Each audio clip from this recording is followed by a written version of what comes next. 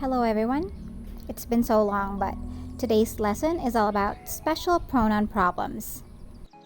The first special problem is the choice between who and whom, whoever and whomever. First up, who and whoever are in the nominative case and are usually used in the following instances. First as subject of the verb and as predicate nominative. Here in our first example as subject of the verb, our sentence reads, "Who received the telegram?" In this interrogative sentence, the subject of the verb received is our pronoun who. Another example, Diego Silang is a Filipino hero who was born in Ilocos. In this example, we have two clauses. Diego Silang is a Filipino hero, our independent clause, whose subject is Diego Silang and the verb is, while the second clause, a dependent clause, is who was born in Ilocos. In this clause, where our pronoun who is found, the subject is who and the verb is was born. The third example, whoever suggested that did not have foresight. In this example, the pronoun whoever is a subject to the verb suggested. So you will be able to see that in each instance where who and whoever is used, they are used as subjects of the verb. Now we have to note that when the pronoun subject is followed by an inserted parenthetical expression like do you think, I believe, I suspect, be careful to use the nominative form as well. Like in our first example, who do you think will be the next Miss Universe? The pronoun who is followed by the parenthetical expression do you think. That's why we used who and not whom. Another example, Al Pacino is the actor who I suspect will be chosen Best Actor in his performance as a blind man. Who here is followed by the parenthetical expression I suspect. And the last example, the man who I believe will capture the audience with his songs is Julio Iglesias. Who is followed by the parenthetical expression I believe. So in those three instances where we used do you think, I suspect, and I believe, we used the nominative forms of the pronoun. So that's who and whoever used as subjects of the verb. The next use of who and whoever is as predicate nominative. First example for this one is, does anyone know who she actually is? If this were a declarative sentence, it would be, she is actually who. So we'll find here that the pronoun who is a predicate nominative of our subject she. That means that who refers back to the subject, which is she.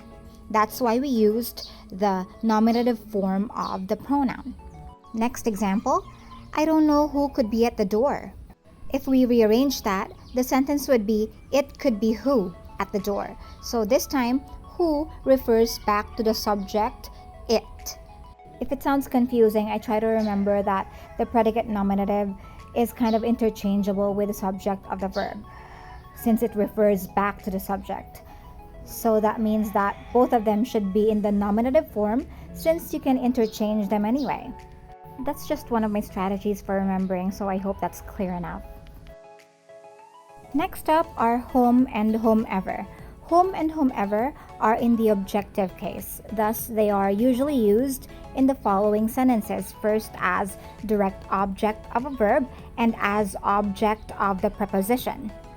First example for direct object of a verb, I called for Dr. Javeliana, whom the parents wanted for PTA president. Rearranging that so we can clearly see the order of the words in the sentence, we can say the parents wanted whom for PTA president. So our pronoun whom here is an object of the verb wanted. That means that it receives the action of the verb. So since it functions as direct object of a verb, it has to be in the objective form, which is whom and not who. The next example, we will vote whomever the Board of Regents recommends. To rearrange that so we can clearly see the order of the words, the Board of Regents recommends whomever. So here, whomever receives the action of the verb recommends. Being a direct object, again, it has to be in the objective form. So that's whom and whomever used as direct object of a verb.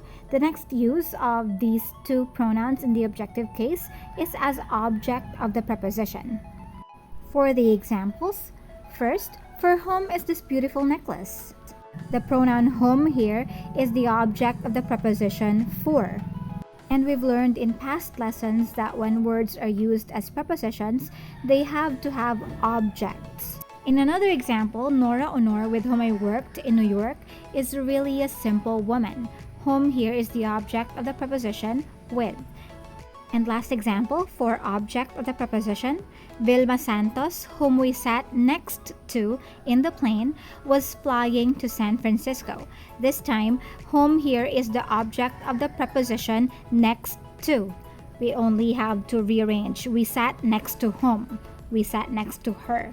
So that means that the object of next to, or rather whom, is an object of the preposition next to, which means that it also has to be in the objective case.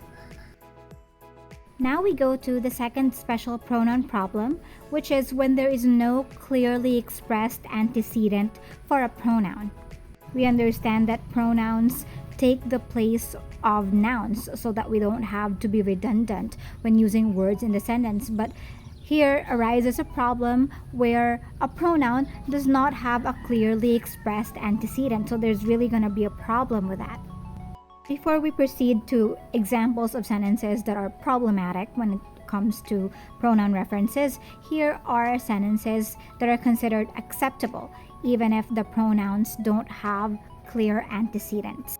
Sentence 1, it is 11 o'clock. It does not have a clear antecedent. Another is, it is warm today. Next, it seems that an eerie spell hangs in the air. And the last is, how far is it to Antique? So these samples, the pronoun it, don't have clear antecedents, but they are considered acceptable. While there are sentences that are clearly confusing because the pronouns don't have clear references when it comes to their antecedents. One example is this: we looked for a restaurant where they allow dogs. The pronoun they here does not have a clear antecedent. So to improve that, we can say, we looked for a restaurant where dogs are allowed. Another example, in today's weather report, it says that it will rain. A better version would be, today's weather report says that it will rain. Next example, Althea sang and everybody enjoyed it. It here does not have a clear antecedent. Enjoyed what? What does it refer to? So an improved version would be, Althea sang and everybody enjoyed her song. Or we could also say, Althea sang and everybody enjoyed her singing. Next example, you need to go on a diet and to exercise in order to lose weight. To improve that, we can say one needs to go on a diet and to exercise in order to lose weight. Another example, only 100 people attended the concert, which was due to poor publicity. To express that better, we can say, because of poor publicity, only 100 people attended the concert. Next sentence, good secretaries have good public relations skills, and this is why they undergo training in the social graces. An improved version would be, good secretaries undergo training in the social graces because they have to have good public relations skills. Next sentence, I was invited to speak on public speaking, but I thought I hardly know that. An improved version, I was invited to speak on public speaking, but I thought I hardly know the subject. Another sentence, if the plant doesn't fit the vase, throw it out. What do we throw out, the plant or the vase? So to make it clearer, we can say if the plant doesn't fit the vase, throw the plant out. Or throw the plant out if it doesn't fit the vase. And for the last example, Uncle Modesto told Mark that he ought to paint the kitchen walls. So who's gonna paint, Uncle Modesto or Mark? So to improve that, we can say, Uncle Modesto told Mark, you ought to paint the kitchen walls. Or Uncle Modesto told Mark to paint the kitchen walls. So that's it for special pronoun problems. I hope you learned something. If you liked this video, you can give it a thumbs up and share it to your friends. You can also check out my other videos from the Intensive English Grammar series. Thanks for watching. Have a good day.